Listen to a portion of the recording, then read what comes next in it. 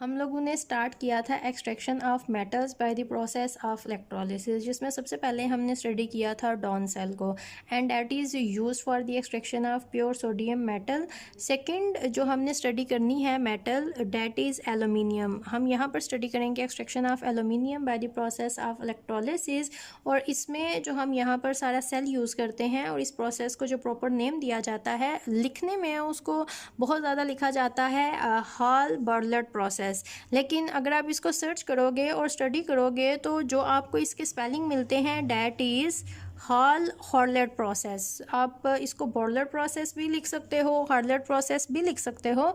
जहाँ तक मैंने स्टडी किया है सारा, that is hall Bernoulli process. जो आपकी सिलेबस की आउटलाइन है वहाँ पर बी था, तो what you can say it is also hall Bernoulli process. This process is used for the extraction of aluminium. अब यहाँ पर एलुमिनियम किस तरह से एक्सट्रैक्ट की जाती है? हमारे पास जो अर्थ क्रस्ट है वो सारी की सारी बनी हुई है मिनरल्स सारी की सारी बनी हुई हैं from the mixture of metals. अब मिक्सचर ऑफ मेटल्स का मतलब है कि मिनरल में एक से ज़्यादा मेटल्स प्रेजेंट होती हैं।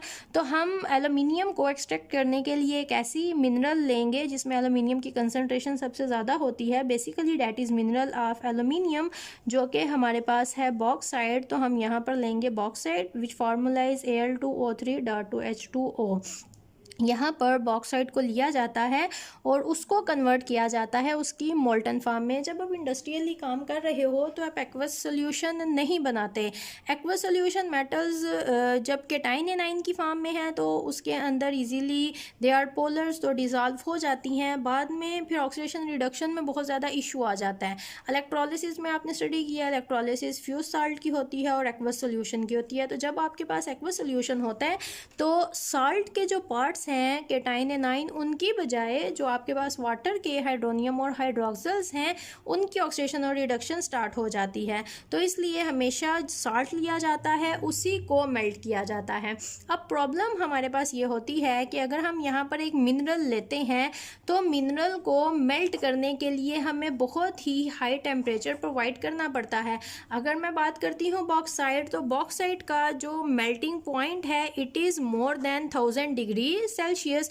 तो इतना टेम्परेचर देने के लिए हमें बहुत ज़्यादा फ्यूल को बर्न करना पड़ता है, और इतना फ्यूल देना इस सारे प्रोसेस को बहुत ही ज़्यादा एक्सपेंसिव कर देता है। तो फिर हम क्या करते हैं, जिस तरह डॉन सेल में सोडियम क्लोराइड का मेल्टिंग पॉइंट 800 से कम करने के लिए हमने उसके अंदर a very little amount of calcium chloride add कर दिया था, तो यहाँ पर भी हम बॉक्साइट का मेल्टिंग पॉइंट कम करने के लिए उसके अंदर दो और मिनरल्स हैं जो कि बहुत लिटल अमाउंट में ऐड की जाती हैं।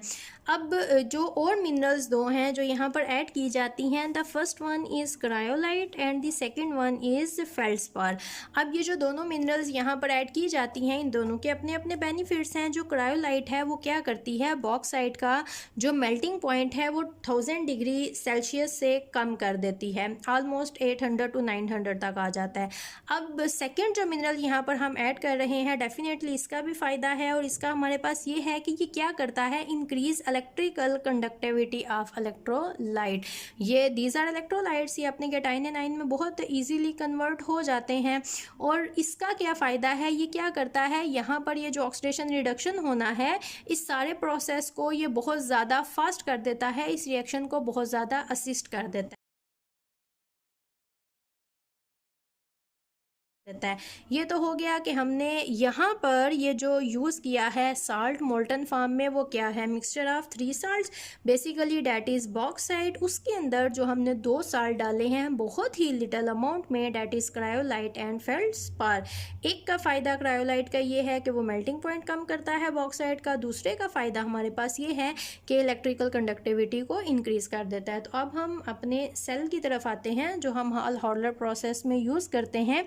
ये सारे का सारा पूरे का पूरा इस तरह से बना हुआ है चैम्बर आपके पास, और ये जो आउटर बॉडी है इस सेल की, इस चैम्बर की, ये बनी होती है आयरन की।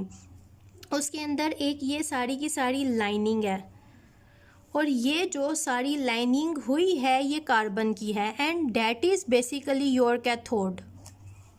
मतलब आपके पास इस तरह से एक पूरा टैंक है जो कि लोहे का बना हुआ है, आयरन का। उस लोहे के अंदर सारी हमने कार्बन लाइनिंग की हुई है और वो एक्ट करेंगी एज कैथोड। अब इस तरह से यहाँ पर हमारा पूरा बॉक्स चैम्बर है जो आयरन का है, उसके अंदर कार्बन की लाइनिंग है और सेंटर में इस तरह से एक रॉड है, उसके अंदर बड़ी बड़ी सी इस तरह से बार्स हैंग हैं। ये सेंटर में एक रॉड है और बड़ी बड़ी सी बार्स हैं जो कि यहाँ पर इसके अंदर हैंग हैं। और ये जो बार यहाँ पर बड़ी बड़ी सी लगी हुई हैं that is also of carbon, और ये एक्ट करेंगी यहाँ पर एज एन नोड। और ये आपको नज़र आ रहा है इलेक्ट्रिसिटी का कनेक्शन है। जैसे ही हम इलेक्ट्रिसिटी प्रोवाइड करेंगे ये हमारे पास कैथोड बन जाएंगी और ये हमारे पास एन नोड बन जाएंगी। अब यहाँ पर हमारे पास कैटाइन एनाइन प्रेजेंट हैं जो कि बॉक्साइट के हैं। क्रायोलाइट और फेल्डस्पार के भी कैटाइन एनाइंस होंगे, लेकिन उनकी क्वांटिटी इतनी लिटिल होती है कि डैट विल नॉट मैटर। तो अब हमारे पास क्या होगा, बेसिकली यहाँ पर हमारे पास दो चीज़ें हैं, एक है Al3 पॉजिटिव, दूसरी है हमारे पास O2 नेगेटिव। जैसे ही हम यहाँ पर इलेक्ट्रिसिटी ऑन करेंगे एनोड कैथोड के ऊपर चार्जेस आ जाएंगे और हमारे पास ये जो ऑक्सीजन है ये सारा यहाँ पर इन बार्स की तरफ मूव करना शुरू हो जाएगा। ये जो एल्यूमिनियम है ये सारा यहाँ पर आना स्टार्ट हो जाएगा।